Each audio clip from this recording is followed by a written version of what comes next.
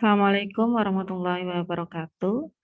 Untuk video kali ini saya akan menjelaskan tentang kredit yang diberikan yang merupakan salah satu transaksi yang ada di perbankan. Baik, saya mulai.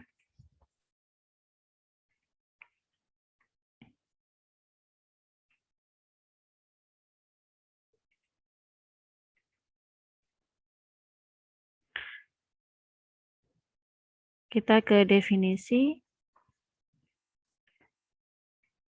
Kredit yang diberikan adalah sejumlah uang yang diberikan bank kepada pihak lain, di mana pihak peminjam wajib melunasi utangnya setelah jangka waktu tertentu dengan jumlah bunga, imbalan, atau pembagian hasil keuntungan. Nah, kredit yang diberikan ini adalah merupakan salah satu produk yang bisa diberikan kepada nasabah, yaitu bisa memberikan kredit atau nasabah bisa meminjam uang di bank dengan memberikan bunga yang akan menjadi pendapatan bagi bank. Selanjutnya, jenis kredit. Yang pertama menurut bentuk, kredit rekening koran, yaitu pinjaman yang diberikan di mana debitur diberi hak untuk menarik dana dalam rekening korannya sesuai plafon yang diberikan. Kemudian kedua, installment loan, kredit di mana cicilan pokok kredit atau prinsipal serta bunganya dibayar secara teratur dengan nilai konstan selama berlangsungnya masa kredit. Selanjutnya, menurut jangka waktu, itu ada 3. Yang pertama, kredit jangka pendek, yaitu minimum 1 tahun. Kemudian kredit jangka menengah antara 1 sampai dengan 3 tahun, dan kredit jangka panjang, yaitu waktu kredit lebih dari 3 tahun. Sedangkan jenis kredit menurut tujuan, yang pertama kredit modal kerja, yaitu kredit untuk tujuan usaha. Kemudian kredit investasi, kredit untuk membiayai investasi suatu usaha, misalnya untuk pembangunan pabrik. Dan kredit konsumsi, yaitu kredit untuk keperluan konsumtif, contoh untuk KPR atau pembelian rumah, kemudian juga kredit pembelian kendaraan dan sebagainya yang terkait dengan konsumsi. Nah, itu untuk jenis-jenis kredit. Kemudian akuntansi kredit yang diberikan. Pencatatan dilakukan dimulai sejak permohonan kredit disetujui oleh bank. Jadi memang untuk pencatatan kredit yang diberikan oleh bank ini, ketika sudah mendapatkan persetujuan dari bank, itu sudah dilakukan pencatatan. Persetujuan permohonan kredit atau persetujuan ya, ketika kredit ini sudah disetujui oleh bank, ini akan dicatat pada rekening administrasi rupiah atau RAR di sisi kredit sebagai berikut, yaitu kredit, ini ya K, RAR, kredit yang diberikan dan belum ditarik. Dalam laporan keuangan, RAR dikelompokkan pada komitmen kewajiban. Nah, untuk rekening administrasi ini sendiri itu pencatatannya ada di laporan komitmen dan kontingensi ya. Kalau ini di laporan komitmennya, yaitu komitmen kewajiban. Kemudian rekening tersebut akan didebit pada saat nasabah menarik atau mencairkan kreditnya. Kemudian pencatatan dilakukan pada rekening real. Dari sebelum pencatatan di rekening real masih harus dicatat di rekening administratif sebelum kredit yang diberikan ini ditarik oleh nasabah. Biaya-biaya seperti provisi kredit, biaya administrasi, biaya notaris, biaya asuransi diperhitungkan sebagai pengurang terhadap jumlah kredit yang diberikan.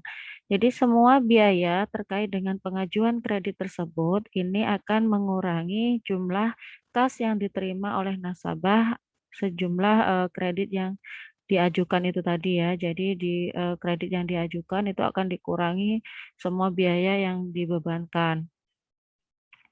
Jurnalnya saat realisasi atau saat kredit yang diberikan ditarik, yaitu debit, RAR, kredit yang diberikan dan belum ditarik, kemudian debit kredit yang diberikan, kredit provisi kredit, kredit pendapatan administrasi kredit, kredit biaya notaris atau rekening transitoris, dan kredit lagi biaya asuransi atau rekening transitoris, dan semua biaya-biaya itu dicatatnya di sisi kredit. Kemudian yang terakhir kredit kas atau rekening nasabah. Nah, ini adalah kas atau rekening nasabah untuk mencairkan dana kreditnya tadi itu. Itu ya. Untuk jurnalnya saat kredit yang diberikan sudah dicairkan atau sudah ditarik oleh nasabah. Selanjutnya perhitungan dan pencatatan bunga. Sistem perhitungan bunga kredit itu ada 3, yaitu yang pertama bunga menurun atau sliding rate, kemudian bunga tetap atau flat rate, dan sistem anuitas. Pencatatan atas bunga kredit dapat dilakukan dengan cara yang pertama dengan sistem accrual basis. Nah, ini biasanya untuk kredit lancar. Kemudian yang dua, sistem cash basis untuk kredit yang bermasalah. Oke, formulasi perhitungan bunga kredit yaitu bunga sama dengan nominal kredit dikali tingkat suku bunga dikali jangka waktu. Seperti biasanya ya, cara menghitung bunganya seperti itu. Misal, nominal kredit 10 juta, tingkat bunga per tahun 12,5%, jangka waktu 12 bulan. Maka besarnya bunga per bulan adalah 10 juta dikali 12,5% dikali 1/12. Jadi perlu diperhatikan persentase bunganya ini untuk setahun atau per tahun, atau mungkin per bulan. Jadi jangan salah. Kalau misalkan per tahun yang dinyatakan di situ berarti harus masih dibagi 12 untuk mengetahui besarnya bunga per bulan. Tetapi kalau sudah dinyatakan per bulan berarti langsung dituliskan prosentasenya. Oke. Selanjutnya pencatatan bunga kredit adalah sebagai berikut. Dengan sistem accrual basis, saat pelaporan, debit piutang bunga, kredit pendapatan bunga, dan saat penerimaan bunga, debit kas atau rekening nasabah, dan kreditnya piutang bunga. Dengan cash basis, saat pelaporan, debit RAR bunga dalam penyelesaian, saat penerimaan bunga, kredit RAR bunga dalam penyelesaian, debit kas atau rekening nasabah, dan kredit pendapatan bunga. Baik, untuk selanjutnya menghitung jumlah angsuran. Metode penentuan besarnya jumlah angsuran yang akan dibayar yaitu yang pertama metode bunga menurun atau sliding rate, yaitu jumlah angsuran pokok dihitung dengan membagi jumlah pokok pinjaman dengan jangka waktu kredit, sedangkan bunga dihitung dari sisa pokok pinjaman. Misal, pada tanggal 1 Juli, jumlah kredit yang diberikan adalah 30 juta rupiah, kemudian tingkat bunga 2% per bulan dan jangka waktu 24 bulan. Maka perhitungannya angsuran pokok sama dengan 30 juta dibagi 24 bulan sama dengan 1.250.000 dan bunga bulan ke-1 yaitu 2% dikali 30 juta sama dengan 600.000. Untuk bunga bulan kedua, 2% dikali 28.750.000 sama dengan 575.000. Nah, untuk yang 28.750.000 ini adalah diperoleh dari 30 juta dikurangi dengan angsuran pokok yang pertama yaitu 1.250.000. Maka sisa dari pinjaman yaitu sebesar 28.750.000. Nah, dari sisa pokok pinjaman ini maka dikalikanlah dengan persentase bunganya untuk memperoleh bunga bulan kedua. Bunga bulan ketiga sama cara menghitungnya yaitu untuk pokok pinjamannya dikurangi dengan pokok cicilan tadi itu ya, angsuran pokoknya dikalikan persentase bunga, maka diperoleh 550.000 untuk yang bunga bulan ketiga. Dan seterusnya sampai pada bulan ke-24. Jumlah angsuran pokok akan sama dengan jumlah pinjaman yaitu 30 juta. Jadi untuk angsuran pokoknya tadi 1.250.000 dikali 24 bulan, maka totalnya akan berjumlah 30 juta. Nah, di sebelah kanan itu bisa dilihat perhitungan setiap bulannya dari sisa pokok pinjaman dicari bunganya gitu ya. Ini ada angsuran pokok, kemudian bunga, jumlah angsuran, sisa pokok pinjaman. Nah, ini yang pertama untuk menghitung bulan pertama ini dari pokok pinjamannya 30 juta, diangsur bulan pertama 1.250. Nah, kemudian dicari bunganya 2% dikali 30 juta. Kemudian ini jumlah angsurannya adalah angsuran pokok ditambah bunga dan sisa pokok pinjamannya yang sebelumnya tadi itu sisa pokok pinjaman awal dikurangi dengan angsuran pokok. Nah, ini catatkannya di sini dan seterusnya alurnya seperti itu.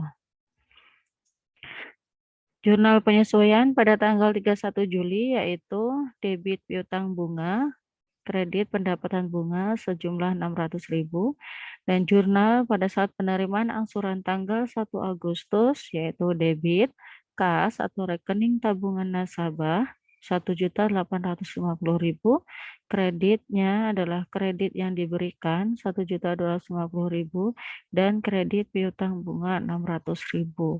Nah, ini pencatatan pada saat sudah menerima bunga. Jadi bank sudah menerima bunga dari nasabah atas pinjamannya. Sudah menerima bunga dan cicilan pertama ini ya.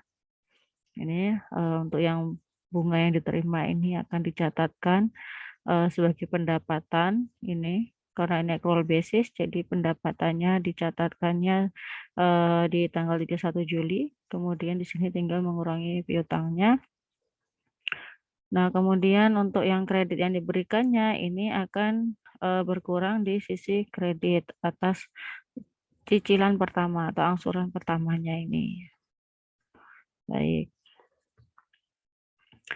Selanjutnya menghitung jumlah angsuran dengan metode bunga tetap atau flat rate, yaitu jumlah angsuran pokok dan bunganya dihitung dengan cara jumlah pokok pinjaman dan bunga dibagi dengan frekuensi angsuran.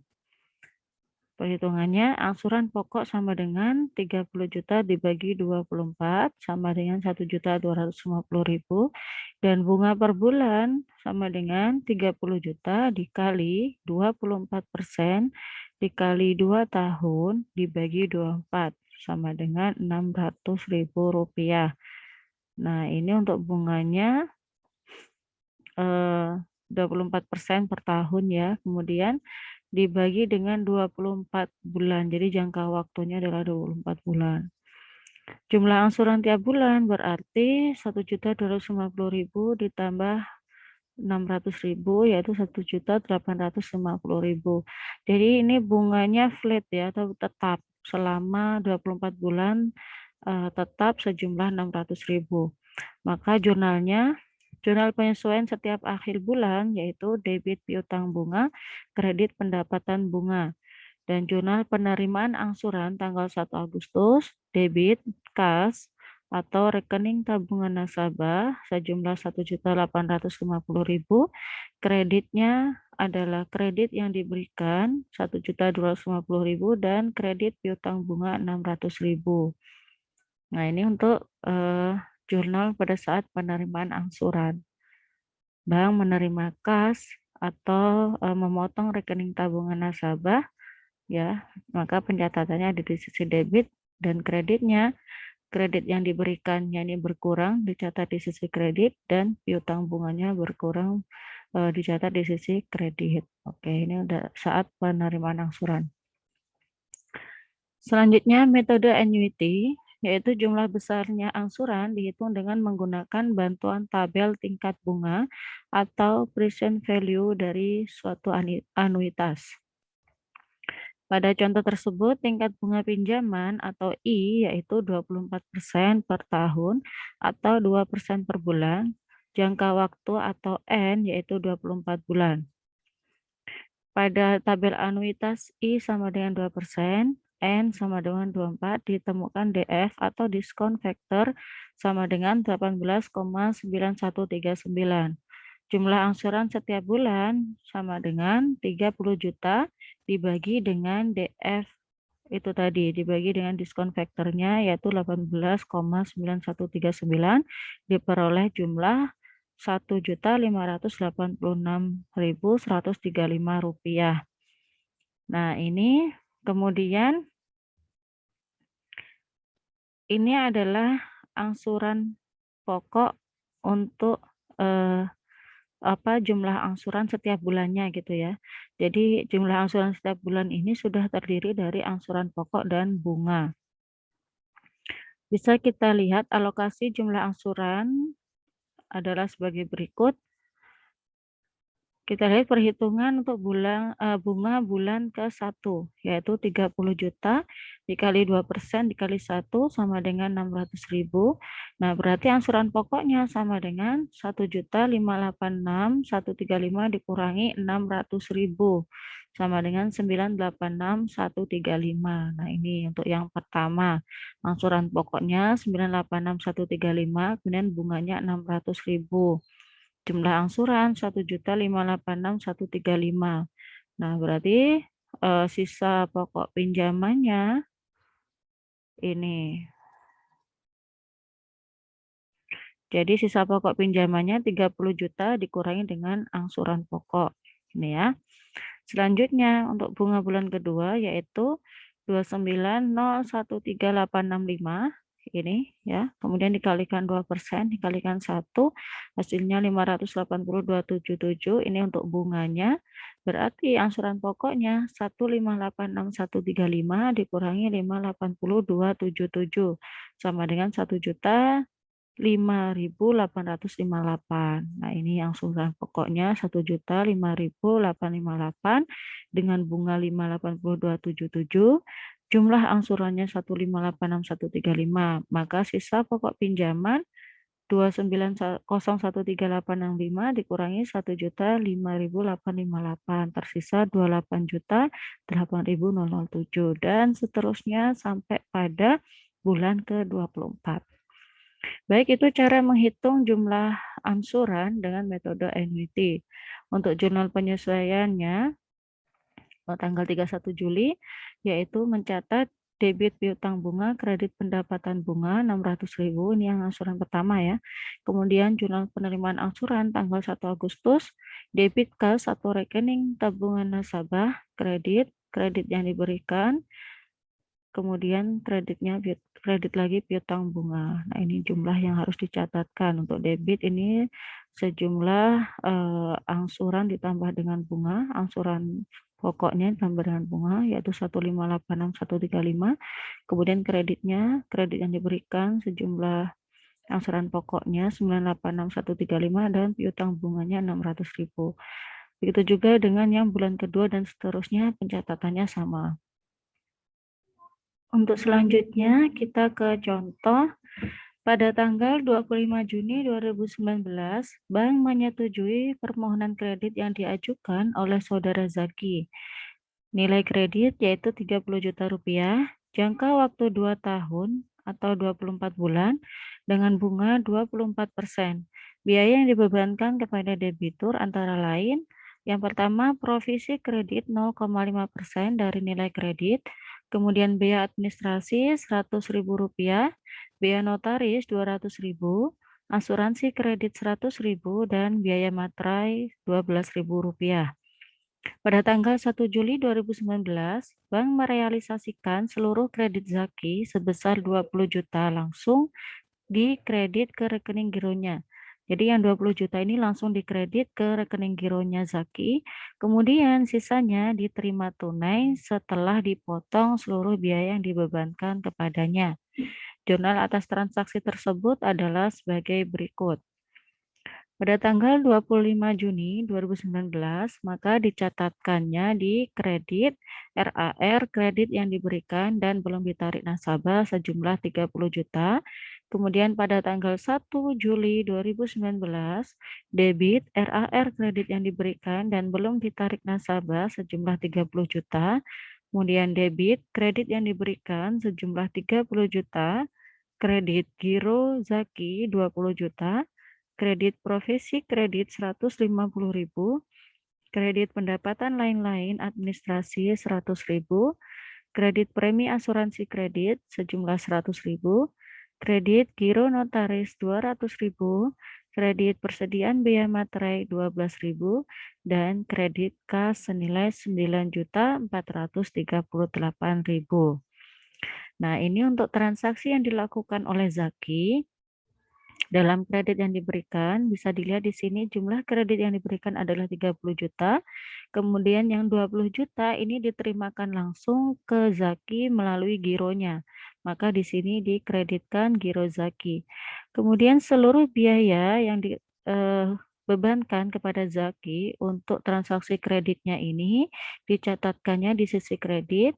Nah, kemudian sisanya dari kredit yang diajukan adalah 30 juta, yang 20 juta sudah sudah dikreditkan ke gironya Zaki, maka sisanya ini 10 juta ini dikurangi dengan semua jumlah biaya yang dibebankan ke Zaki, maka tersisa 9.438.000 yang diterimakan tunai kepada Zaki. Maka di sini kreditnya adalah kas.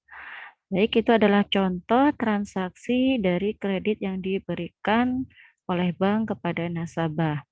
Untuk selanjutnya, ini ada latihan soal. Silahkan dibuat